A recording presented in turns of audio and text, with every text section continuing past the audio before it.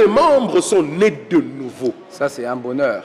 Parce qu'à partir de cet instant, toute la vie que vous menez dans la première famille, qui tout entière est entrée dans une nouvelle naissance, devient une vie messianique, une nouvelle vie qui désormais a des aspirations et des orientations qui ne sont inspirées que par le Saint-Esprit. Et justement, en parlant de ça, l'homme de Dieu a dit, en matière de foi, lorsqu'on est du côté de la vérité, il faut imposer la vérité. En matière de la foi, lorsqu'on a la vérité, il faut être dictateur de la vérité. Exactement. Voilà.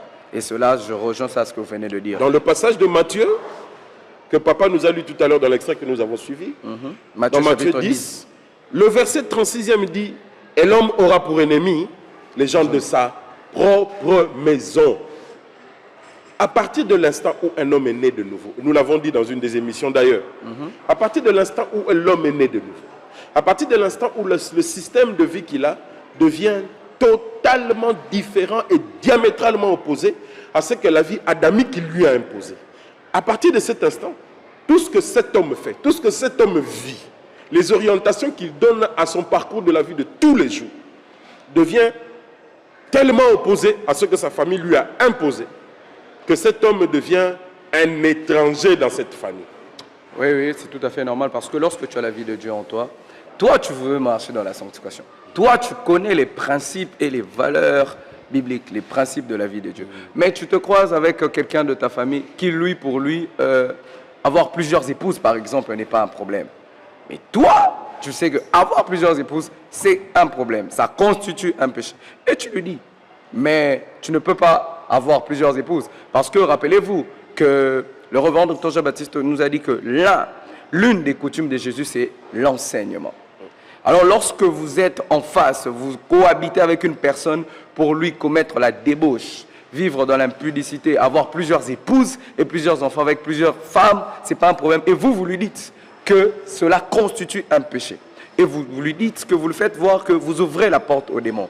Alors, vous restez avec une personne qui ne croit pas que commettre l'impudicité est un péché. Alors, vous lui dites que commettre l'impudicité est un péché. Avoir plusieurs épouses est un péché et qu'il faut marcher dans la sanctification, dans la sainteté. Cela va constituer un problème. Surtout lorsque la personne est votre aîné ou dans la société, vous lui devez du respect, vous lui devez beaucoup de déférence.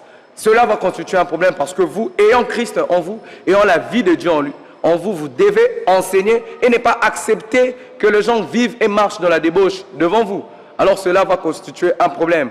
Sachant qu'en matière de la foi, celui qui a la vérité doit devenir dictateur de la vérité. Ça veut dire partout où il se trouve doit imposer la foi en Christ, doit savoir s'imposer. Car l'homme de Dieu nous a révélé que nous sommes dans l'obligation d'imposer la foi en Jésus-Christ. Nous sommes dans l'obligation de marcher sur la même foi. Et nous devons bâtir nos relations familiales, non sur le simple fait familial, mais sur le principe et sur les valeurs.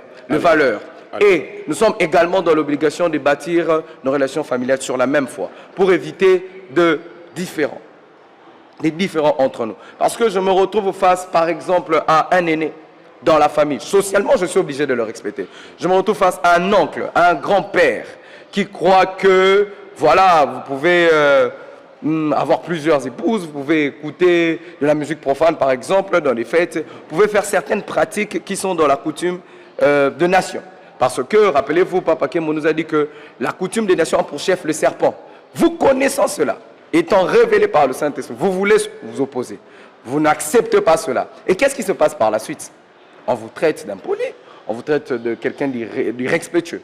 Par exemple, vous savez qu'il y a certains membres de vos familles qui vivent dans le concubinage. Et vous savez que c'est l'impudicité. Et vous savez que c'est une vie de fornication. Alors, vous ne savez pas comment leur dire ça. Comment leur s'opposer à cela. Si vous le faites socialement, les gens vont vous prendre pour quelqu'un d'irrespectueux. Mais vous savez que vivre dans le concubinage, ce n'est pas la volonté de Dieu. Cela ouvre la porte aux démons et cela crée une lourdeur spirituelle. Et cela, c'est un mode de vie de péché. Alléluia. Alors, partant de cela, vous devez, en matière de la foi, imposer la vérité en Christ. Et on doit bâtir nos relations familiales sur les valeurs et sur les principes. Ça veut dire que je suis en face d'un membre de la famille aîné et que je sais qu'il vit dans le concubinage. Je sais qu'il est polygame.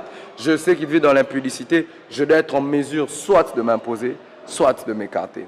Et ces principes-là doivent avoir la primeur. Allez. Doivent la primeur parce que j'aime cette phrase que le révérend Dr Jean-Baptiste Okembo avait dite, que Jésus a toujours raison. Si vous n'êtes pas en mesure de leur donner cet enseignement-là à cause de la société, surtout la société africaine, qui veut à ce que les aînés, les parents soient considérés comme des dieux, alors tant mieux, soit les enseigner, peu importe ce qu'ils diront, soit s'écarter.